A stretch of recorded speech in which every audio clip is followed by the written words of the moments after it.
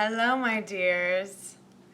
We are live at 5. It's a new time and a new day. Hello. We're going to talk about personal power today.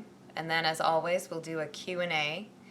I'll start a new video for that. So if you're subscribed, you'll get the notification. And we're trying this new time because I asked what time would be good, and more people said that this time would be good. So we're going to try that this month. Hello. And see who we can connect with, because this is the most fun for me, is connecting with you live. Hola. Hi. So I will be sharing a piece of insight that's been helping me this week. And then I will turn it over and take your thoughts about that and your questions that you'd submitted before. So, personal power. Personal power. That's why I'm wearing the red. That's why I've got a bit of sparkle happening. Yeah, it's kind of a buzz phrase. What is personal power? If we are the universe, if we are love, if we are all connected, then what is personal power? Well, it's so funny, but it's kind of, to me, it means that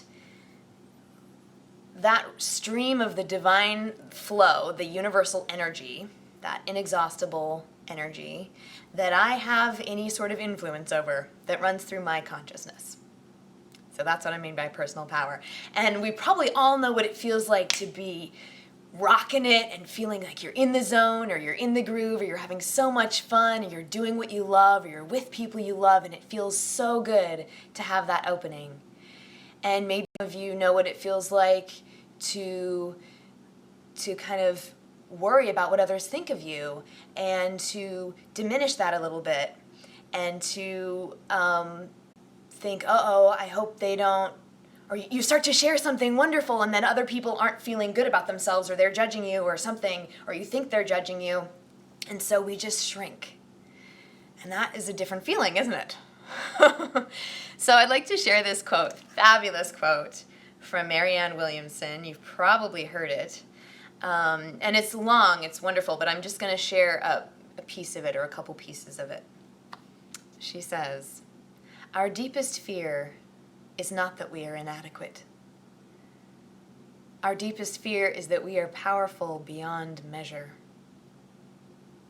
It is our light, not our darkness, that most frightens us.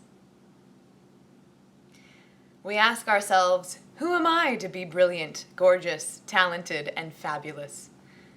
Actually, who are you not to be?"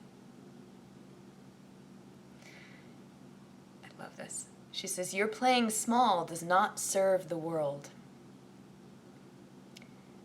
There is nothing enlightened about shrinking so that other people will not feel insecure around you.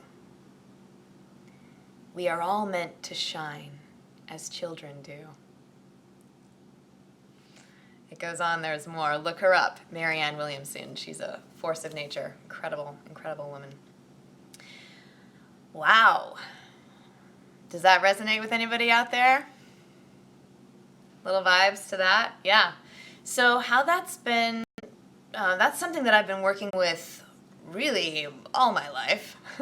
But how that's shown up lately, it is a beautiful quote. How that's shown up lately for me is just getting to know another layer of this old fear that I probably came into this life with, but it's certainly been around since I was very small.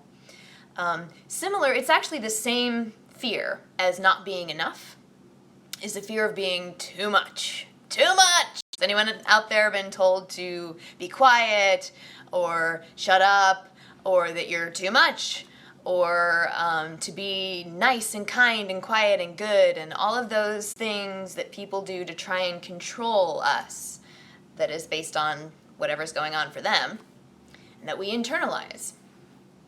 And for me, especially it comes out, I've done a lot of work with it, but especially it can come out when I'm interested in someone romantically. And whether or not they're interested in me, if I perceive that I'm being rejected, or whether, maybe I do feel that they like me, but they're not doing anything about it, or they're with somebody else, or there's any kind of rejection perception in me, I'll think, oh no, I'm too much. I scared them away. Anyone out there ever felt that one? Yeah. So, or, and the same thing is like, oh, I'm not good enough. They're way better than me, and all these things, which are, any of those fears can just be a fascinating inquiry. We can go in and go, okay, what's behind that? Let me see what information I can glean about myself from this projection that I've pasted on there. And for me, what I realized the other day is that, well, okay, so say that's true. Say that's not just something that I'm fearing and projecting onto something. Say it's true. Say I scare somebody off because I'm too much for them. Then they're probably not my person. Because anytime I've tried to shrink myself to fit into a job or a project or a relationship of any kind, I'm not all that happy. I feel kind of cloistered and untrue. So my only, and the only way that I can attract that incredible feeling of when you're all out and the person you're with is all out and you both are full and completed and not like needing on each other, but are just really in that full, juicy co-creation. I can only do that if I'm being all out with myself, as myself.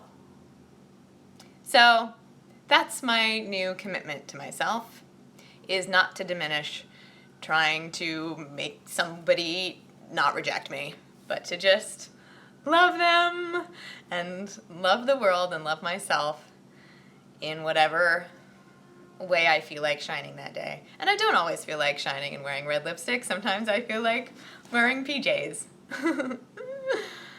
But yay! Well, we do change. We change a lot. I change all the time.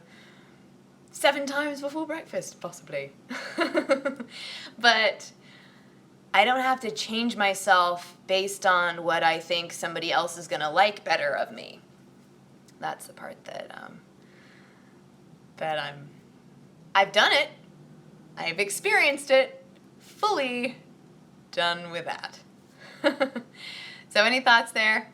Yes, and I'm going to do a full, thank you, James. I'm going to do a full Q&A in a moment. Thank you, Abby.